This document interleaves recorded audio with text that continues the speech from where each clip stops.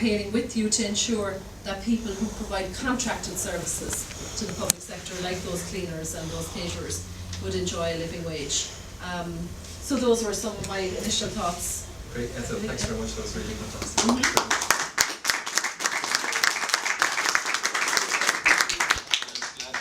What the Taoiseach had said at the Connolly Cafe a couple of weeks ago, because after I finished speaking I said, I forgot to mention that, so thanks very much. I'm just going to hand over to Eric Byrne TV, and Eric, if you would mind saying a few words why you're supporting the living wage. Yes, well look, I haven't an awful lot in addition to what you've already heard, because most of what you've heard is already what I was going to speak about. The living wage is not a new concept. In fact, I was involved in Dublin City Council, ironically enough, with some of the photographs to prove it. Jack O'Connor and Pat Rabbitt and myself, we had a press conference at City Hall to launch a living wage campaign. Cut a long story short, the campaign fell very flat on the management's ears in Dublin City Council. And I suppose I'm delighted to be here tonight because you're resurrecting something that was very dear to me at that time. In fact, 20 years ago when we did launch that campaign, we had looked at the situation in America, and of all places, capitalist America, there were cities in America that had incorporated living wage 20 years ago. And then of course we saw the comparisons between London, and they had this London waiting system that if you were a key worker, a nurse, a doctor, a policeman, or a carpenter, or a plumber that was needed in the City of London, you had special benefits, housing subsidies, basically an alternative system for topping up the wages of key workers who were required to service the city. So I think it's very different political climate now. I think it's a great opportunity now to resurrect this campaign and to move it forward because it's already a wheel in motion. Isn't it great to hear that we started this campaign with the unions and that it has already been enacted publicly to create a pomp and ceremony by little that they're going to pay their workers the living wage. And what we were attempting 20 years ago was to start with the workers in Dublin City Council, the bin men, the road sweepers, the lower paid workers. And there's every reason to argue that now that this campaign is up and running, that we engage with local authorities as well as the state sector in the future when the next one is returned to implement some of these schemes. But Ethel, you're right, it does resurrect some important questions that we should address. I mean, I read in the Sunday Times yesterday, our business post, that Ireland is now, it is suggested, back at tiger economy stages. We are now at the peak of economic growth, comparable to what it was when the tiger was at home.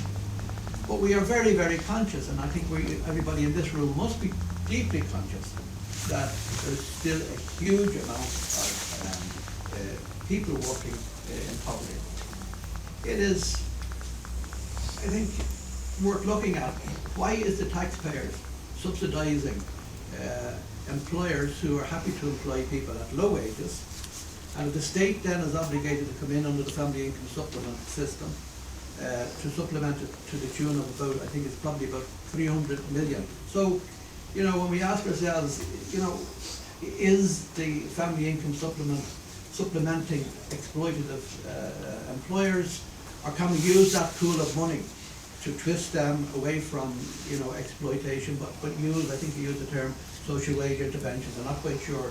I mean, that's something we debate in the future, what exactly is meant by social wage intervention. Is it a variation on family income supplement? But it really annoys me no end that employers can extract a good day's work from employees. And you mentioned the classic one of the hospitality industry, which is the big flashy hotels and the 5-star and the 4-star hotels, 3-star hotels, and you're looking at wonderful staff working very long hours, hard work, and possibly that these are availing of a state subsidy to supplement the wages.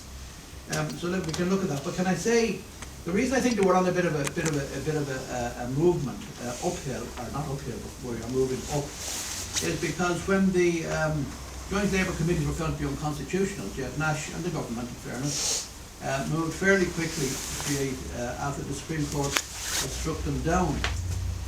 We moved with the unions, which was wonderful. About 30,000, my figures say 30,000 contract cleaners moved from 975, moved to 975 from 950 under these employment regulation orders, and there wasn't a strike to be had. The contract workers, the low-paid workers, substantial numbers, got automatic increases under this scheme that was reinstituted by the government. I think Jed Nash has done a phenomenal job in highlighting the role of politicians in the Labour Party, in the government. When I said my campaign fell flat in its face, I was a humble city councillor trying to bring in a concept that isn't as advanced as it is today. But you do need the political allegiance, you do need the alliance between politicians committed to bringing in the necessary legislation, or as you say, social wage interventions, and just structuring it down to move forward. So look, I'm most impressed by the formula that I've never seen before that was used to explain how one should qualify for a living wage, and the mechanism of calculating the 1150. It's of great interest to me. So look, I just wish the campaign well. I think, you know, with the minimum wage issue, with, as I say, these new employment regulations orders, we are now empowering workers and we're empowering trade unions to work in conjunction with progressive politicians in moving the debate forward. So it does make us support. Eric, thanks very much. Thanks a million. Two other speakers. If I could invite Minister Kevin Humphreys, Minister of State of the Department of Social Protection. Kevin, if you wouldn't mind saying a few words on the event, you can come up here if you'd like. No, I'm happy enough to do it from here, because I think the room is small enough for everybody to hear, and often we have too many speakers. But like, I think the game player in the state becomes a living wage, and that's the real game changer. And that's what we have to work towards in relation, not only for its own employees, but also within the whole sector of procurement. So it has to be a conditionality of procurement, that if you're seeking a state contract, you have to be a living wage. And I was delighted that you dealt with the whole thing of underemployment, because very often, you know, 20 hours on a living wage of 11 euros 50 cents doesn't give you a living wage. It has to be to 39 hours. The other area, Eric kind of hit on it kind of briefly, is in relation to the hospitality sector. And we had to introduce a stimulus for the hospitality sector, which was a reduced VAT rate of 9%. But at a certain stage, I have to say to that sector as well, is, you know, we generated employment okay within the area, we generated business, but also the payback is the living wage, and to engage in that. So when they're campaigning to keep the 9% preferential VAT rate, there should be a conditionality that you're paying the living wage. There has to be certain conditions laid down as well. The one thing I think, and when we're doing the calculations and as we bring this forward as policy, we also have to be very conscious is that people on family income supplement has to benefit from it as well. So if you lift it to €11.50, you also in some way have to make sure people are currently on family income supplement don't fall out of the radar by lifting the wage. They also have to gain a financial gain from that. So there is an awful lot of moving parts in relation to it, as you said yourself, and we have to make sure that everybody benefits if you lift it up, or when we lift it up to a living wage rate. You also have to lift up families that are on family income supplement out of that. And Eric's quite right, like family income supplement is basically a subsidy to employers, and we have to in some manner make sure that we change how we view all that. So thank you very much for your... Thanks, Kevin. And I can invite Joe Costello, TD, to say a few words as well, Joe, and then we can come back to Q&A after that. Thanks, John, and thanks for the opportunity of saying a few words about this very important issue. And I really did enjoy Ethel's contribution there, not to talk about Eric's as well. Missed yours, John, unfortunately, but I'm sure that's it okay. was. You heard the best. I'm sure it was. I'm sure it was as impressive as usual. Just a couple of things about it. You know, what we are at the present time, we're just coming out of the recession. And we did our damnedest to hold on to, you know, the minimum wage, and increase the minimum wage, and to ensure that welfare contributions were, you know, were held, core welfare contributions were held. We have to outline very clearly now how we move forward. And I think that it's the essence of moving forward is the living wage. That we're going to build on the recovery, and that is where we're coming from. And the decision and the statement made by the Taoiseach that we would ensure that in our manifesto that the living wage would be an integral part of that for the state sector, for the public sector. Now, as I said, we're not new to this. Eric was working on this years ago, a very prescient councillor in those times, but as he said, it fell on fairly deaf ears.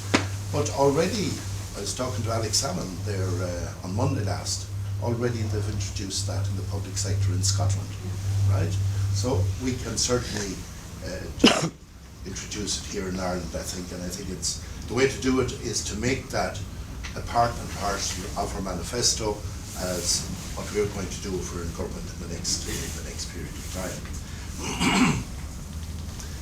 I think the other things that we have done to prepare for it really is the changes that again Eric referred to, Jed Nash has made in the trade union movement, that now there are mechanisms for negotiating that weren't there before. And as I always say about the collective bargaining, if collective bargaining was in place in 1930, we would not have had the lockout. It was specifically on the refusal to allow trade unions to negotiate that we had the lockout. Now we have a mechanism for ensuring that that can take place on at the industrial relations level. So that's extremely important. And then on the other side of it, the EROs and the REAs can do a lot of work in terms of a lot of the lower paid industries. But one of the things that really I think we also have to look at is the amount of foreign direct investment that's in this country, and a huge amount from the States. I mean, we get nearly half the United States foreign direct investment that's coming into Europe. It's colossal, there's no doubt about it. But we have a very preferential corporation tax, which saves the United States companies an incredible quantity of money. They invest here, they pay their workers here, and in most cases they pay them very well. But there are some companies that are not doing that. And I think that that is something that should be put up to them. That is very important. And that's the companies that are coming in here. And then the other low-paid companies that are more indigenous companies, or Irish companies, a lot of them that are not paying well are in the catering and the hospitality industry.